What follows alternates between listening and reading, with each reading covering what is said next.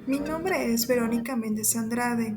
Les voy a presentar la actividad 2, diaporama del tema 1.2, la educación prehispánica y colonial, de la materia Marco Jurídico y Políticas del Sistema Educativo Mexicano.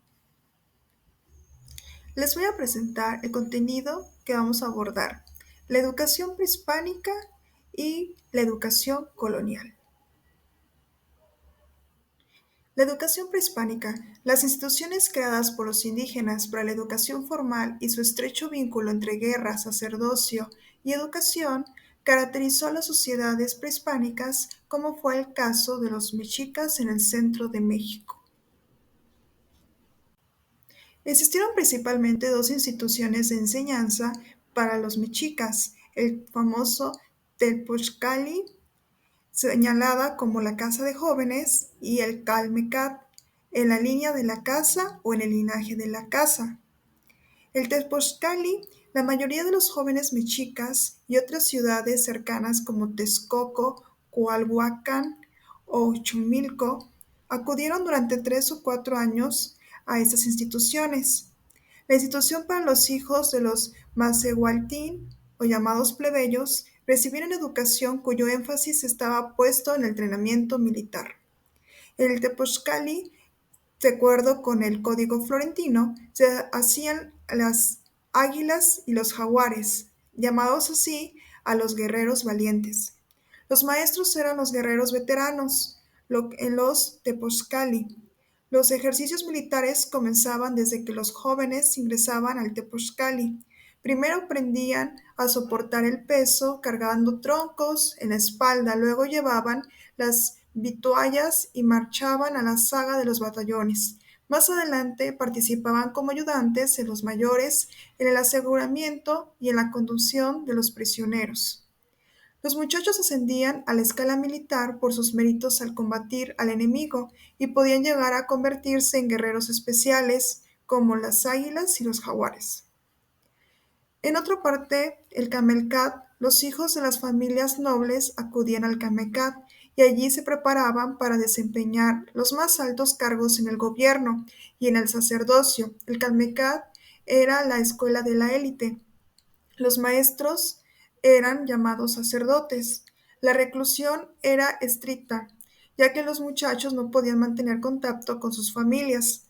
Las fuerzas reiteran que los castigos que se implicaban en el Calmecat eran muy severos. Se les azotaba, se les apelaba con leños ardientes e incluso podían ser castigados con la muerte de quienes se entregaban a la bebida y a las mujeres. El Calmecat era también un lugar de estudio, el más importante recinto de conservación y transmisión del saber en Mesoamérica. Las fuentes indican que los jóvenes allí recluidos debían ocuparse del Amostli, es decir, del código, el libro, y del Tlalcuiloli, es decir, del arte pictográfico. Lo que acudían al Calmecab hablaban con mucha propiedad, se les enseñaba el cuali, tlatoali, la buena manera de hablar, y también se retiraba que eran muchos los muchachos de vida más recta, con mayor control, con límites y castigos más estrictos. La educación de las mujeres. De acuerdo con el Códice Mendocino, las mujeres eran educadas para sus madres en casa para realizar las tareas del hogar. Había escuelas para jóvenes que aspiraban a ser sacerdotisas, además de aprender a tejer y hacer trabajos en pluma para las vestimentas. Solo las nobles podían ir a emprender una especie de monasterio en donde vivían hasta el momento de matrimonio. Otras escuelas especiales que existían para enseñar fueron el baile, el canto, y también estaban las enseñanzas de religión. La educación colonial. En la colonia se distinguen diversos tipos de enseñanza: la evangelizadora, el adiestramiento en artes y oficios, la enseñanza femenina, la formación de religiosos y las universidades.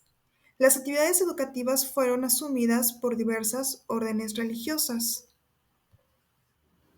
A partir de la segunda mitad del siglo XVI, las órdenes como los jesuitas llegarían a ejercer una gran influencia intelectual en la sociedad novohispana.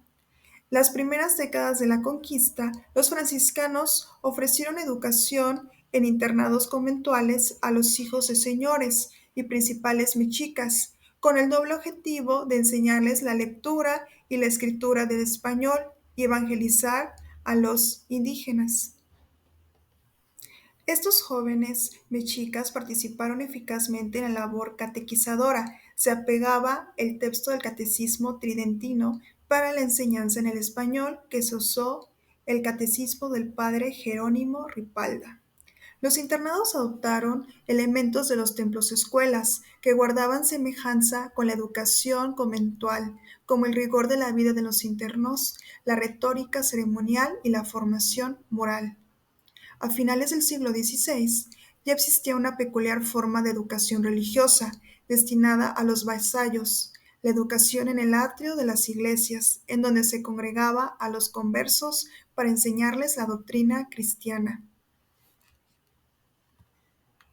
Las instituciones de educación femenina fueron escasas y crecieron poco durante la colonia. La mayoría de las niñas y jóvenes no tenían otra escuela que la catequesis dominical en parroquias y conventos, y las enseñaban sus madres y mujeres mayores del hogar. Pocas niñas asistían a las escuelas que daban instrucción cristiana, lectura y a veces escritura y aritmética elemental. Algunos colegios internaban a niñas huérfanas y también los conventos recibían a jóvenes. Los conventos ofrecían una educación más completa, en especial las que más tarde profesarían en ellos. Los internados aristocráticos exigían que las alumnas fuesen españolas o descendientes de españoles. Asistieron a las escuelas elementales los varones y a las escuelas llamadas amigas simplemente las niñas. Los jesuitas al momento de su expulsión en 1767 tenían 24 colegios fundados, 10 seminarios, internados y 19 escuelas.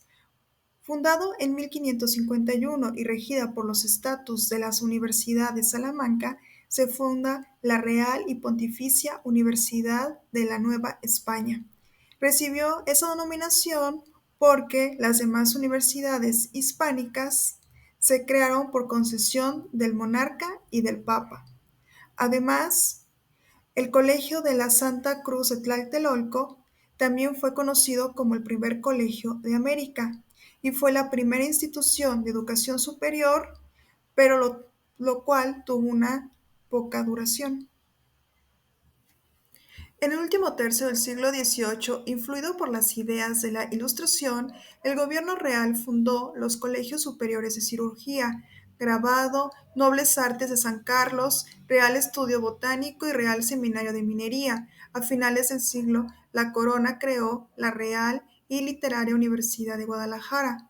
Y finalmente, con las ideas de Ilustración que circularon en medios académicos e intelectuales, no influyeron en la educación básica. Se sabe, sin embargo, que el Ayuntamiento de México ordenó que los frailes y párrocos establecieran escuelas gratuitas de primeras letras a niños y niñas, que se fundaran las dos primeras escuelas municipales, una para niños y otra para niñas.